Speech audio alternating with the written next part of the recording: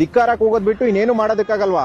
ರೈತರು ಅಂದ್ರೆ ಏನ್ ಅನ್ಕೊಂಡಿದ್ರ ಮಿಸ್ಟರ್ ಡಿ.ಕೆ. ಶಿವಕುಮಾರ್ ಅವರೇ? ನಿಮ್ಗೆ ಅಧಿಕಾರ ಕೊಟ್ಟು ಮಾತಾಡೋದಕ್ಕೆ ಅಲ್ಲಿ ನಿಲ್ಸಿದೀವಿ ಅಂದ್ರೆ ಅದಕ್ಕೆ ಕಾರಣ ನಮ್ಮ ರೈತರು ವೋಟ್ ಹಾಕಿದ್ದಕ್ಕೆ ನೀವು ಅಲ್ಲಿ ನಿಂತ್ಕೊಂಡು ಮಾತಾಡ್ತಾ ಇರೋದು. ನಿಮ್ಗೆ ವೋಟ್ ಹಾಕಿ ಗೆಲ್ಸಿರೋದು ಜನರ ಸೇವೆ ಮಾಡ್ಲಿ ಅಂತ ಹೊರತು ಜನರ ಮೇಲೆ ರೈತರ ಮೇಲೆ ದಬ್ಬಾಳಿಕೆ ಮಾಡ್ಲಿ ಅಂತ ಅಲ್ಲ. ಅವ್ರು ಏನ್ ಕೇಳ್ತಾ ಇದಾರೆ ಅಲ್ಲಿನ ರೈತರು? ನಮ್ ಭೂಮಿನ ನಮ್ ಕೊಡಿ ಅಂತ ಅಷ್ಟೇ. ರೈತರ ಹತ್ರ ಅನ್ನ ಬೆಳೆಯೋ ಭೂಮಿನ ಕಿತ್ಕೊಂಡು ಗ್ರೇಟರ್ ಬೆಂಗಳೂರು ಮಾಡ್ತೀನಿ ಅನ್ಬಿಟ್ಟು ಹೊಟ್ಟಿದಿರಲ್ಲ, ಇದೆಷ್ಟು ಸರಿ? ಯಾವ್ದೋ ಗ್ರೇಟರ್ ಬೆಂಗಳೂರು ಅಂತ ಏನಕ್ಕೆ ಬೇಕು ಗ್ರೇಟರ್ ಬೆಂಗಳೂರು?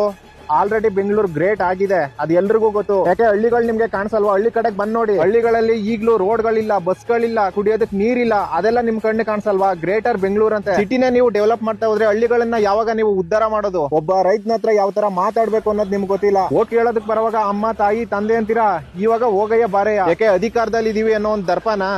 ನೀವು ಅಧಿಕಾರದಲ್ಲಿ ಇರೋದು ಇನ್ 2 ವರ್ಷನೋ 3 ವರ್ಷನೋ ಅಷ್ಟೇ. ಆಮೇಲೆ ನಮ್ಮ ಹತ್ರ ಬರ್ಲೇಬೇಕು, ನಮ್ಮ ಹತ್ರ ಓಟ್ ಕೇಳಲೇಬೇಕು.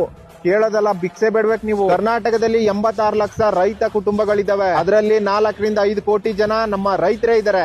ಅವ್ರೆಲ್ರು ವೋಟ್ ಹಾಕಿದ್ರೆ ನೀವು ಒಬ್ಬ ಮಂತ್ರಿ ಆಗೋದು, ಒಬ್ಬ ಮುಖ್ಯಮಂತ್ರಿ ಆಗೋದು. ನಾವು ಮನ್ಸ್ಪಟ್ರೆ ಯಾರನ್ನ ಬೇಕಾದ್ರೂ ಮಂತ್ರಿ ಮಾಡ್ತೀವಿ. ಮೊದ್ಲು ರೈತನ್ಗೆ ಮರ್ಯಾದೆ ಕೊಟ್ಟು ಮಾತಾಡೋದನ್ನ ಕಲ್ತ್ಕೊಳ್ಳಿ. ಹಾಗೆ ಆ ರೈತರ ಭೂಮಿಗಳನ್ನ ಅವ್ರಿಗೆ ಬಿಟ್ಕೊಡ್ಬೇಕು.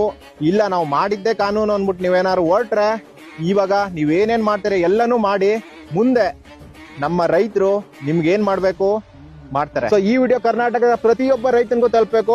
ಶೇರ್ ಮಾಡಿ.